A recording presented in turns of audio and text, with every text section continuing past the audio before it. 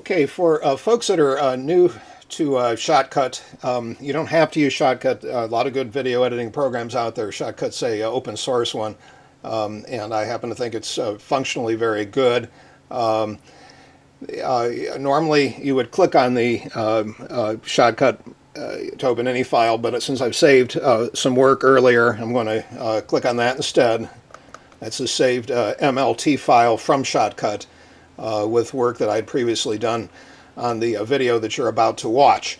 Now, let's look at the corrections I made. You can see them all. I reduced the magnet down, or the magnifying glass down, so you can see everything that's been done. A handful of corrections that I made throughout, and I'm going to discuss briefly each one. Let's bring up the magnification slightly and toggle over here. The first one is the transition. I copied the earlier version and pasted it a second time so I could correct the version and show you by way of demo how I made corrections.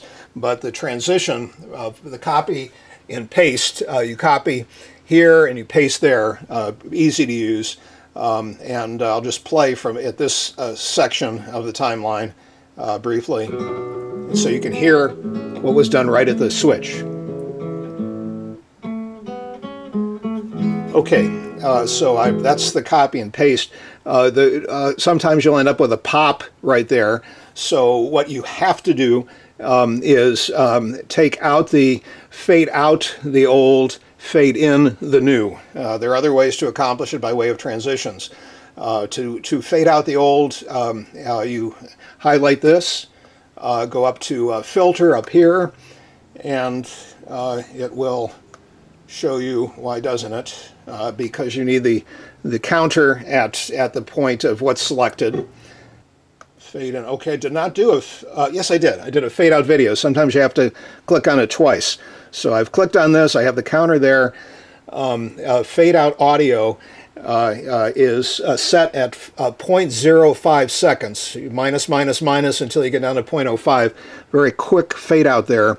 And then for the filter over here, on this part, you do a fade in audio of 0.02 seconds, very quick, so that the pop that was previously there, unfortunately I don't have it now, so I can't show you, but it's gone.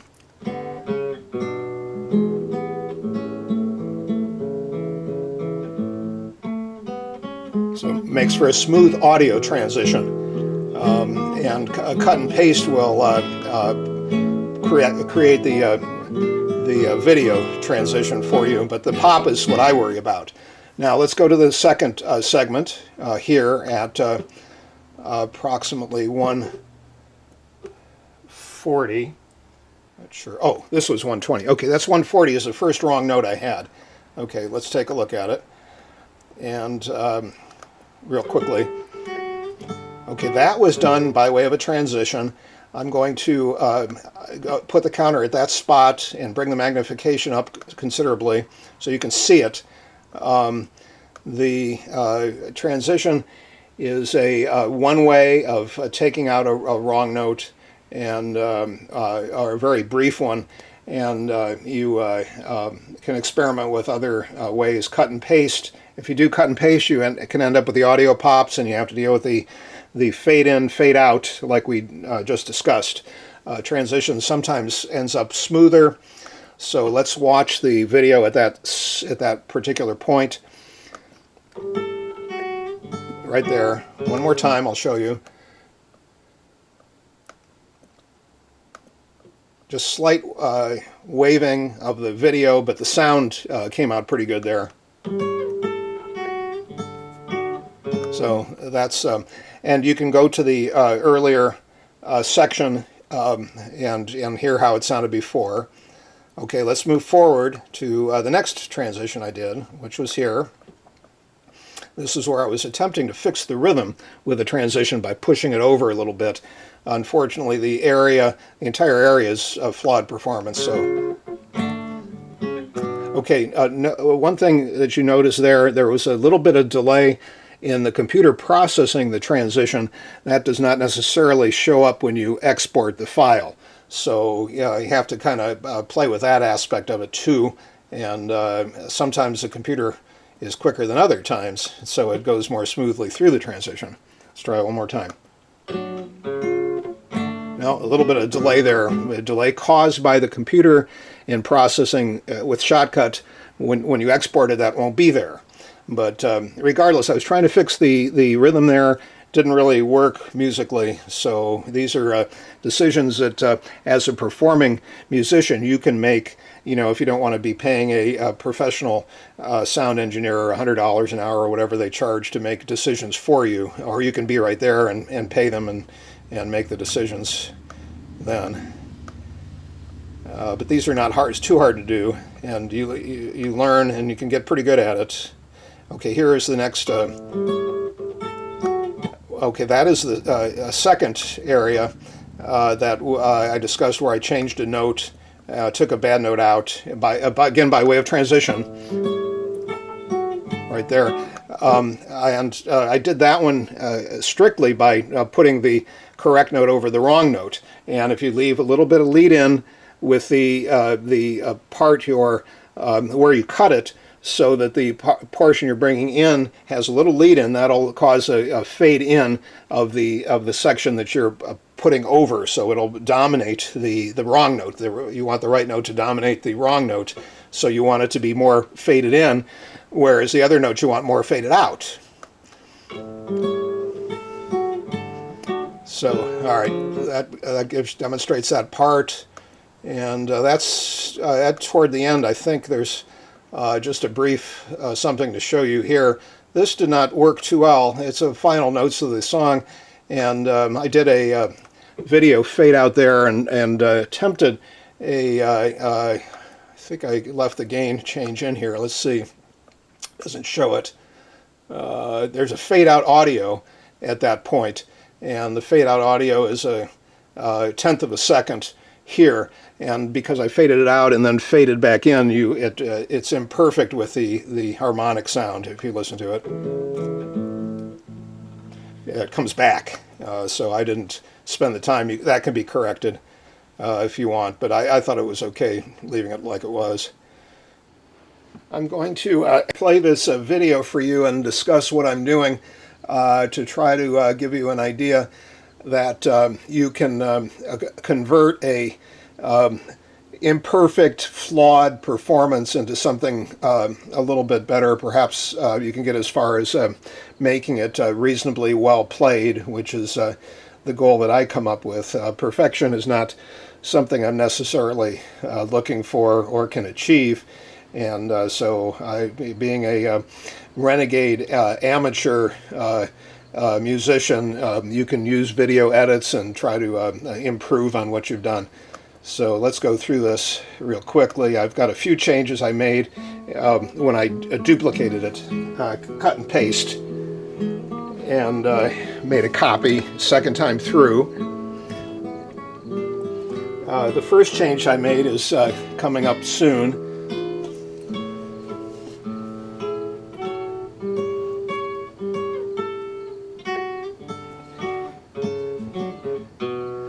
At 120, I made notes. Actually, I'm gonna have to edit this video or redo it. All right. The first correction will be at 20 seconds, since I'm repeating the entire thing at 120. You add 120 to the 20 seconds that's already there. Here it comes. Now here's the mistake. This note. A little too choppy. Go back to 120 and listen on the video that's available for this song. I Would Never Leave You, and we'll compare it.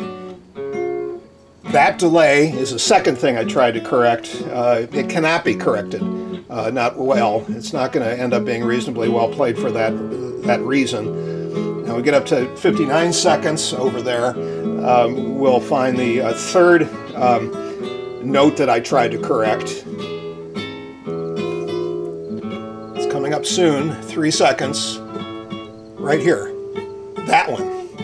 Okay, so I'm going to correct that with transitions and audio fade-ins.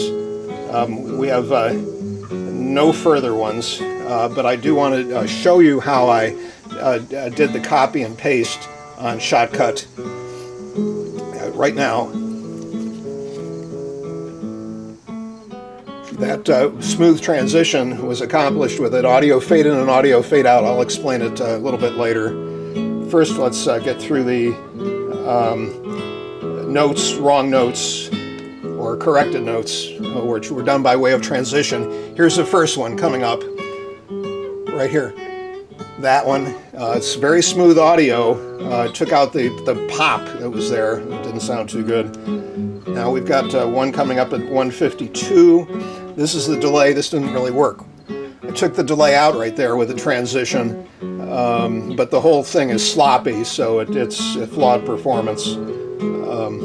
Okay, now at 217, we will find another wrong note that we hit at earlier at 59 seconds. So it's coming up right now, right here. That one. Slight transition took out the wrong note. That's essentially a rhythm transition, and I took the good note and took it over, put it on top of the wrong note by way of transition. You can experiment with transitions in audio, fade-ins and fade-outs on your own and figure out how to do it. It's not difficult.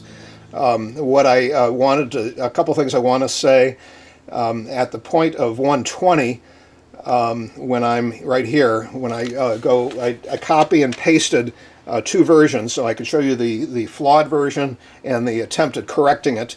I cut and paste at 120. I used an audio fade out chopped down to 0.02 seconds on the first segment, and then on the second segment I did an audio fade in at about 0.03 seconds. And I can open Shotcut and show you that if we want to do that. Let me show it to you real quickly. So at least there's no sound problem because the audio fade in and audio fade out right there. Okay, let's go back and take a look at the corrections on the notes one more time. This is 20 seconds. That one right there. That note does not sound too good. And up at 140, which is coming up right here, is where I corrected it. Right there. You could see a little bit of wavering in the video. If you care about that. I care more about the sound. But a transition, move the segment over slightly, and you can not change. You don't have to change the rhythm. You can leave the old note in and put the wrong note or the correct note over the wrong note if you want. And that if you leave a little section in front of the corrected note, that'll fade out, so it'll be much louder than the wrong note. It's a little sloppy that way, but it works. So hopefully this has been helpful, and please do watch the companion video that I have demonstrating this. The name of the song is "If I Would Ever Leave You," and forgive the fact of imperfections. It'll never be perfect, so I thought I'd turn this into a demo video instead. Thank you.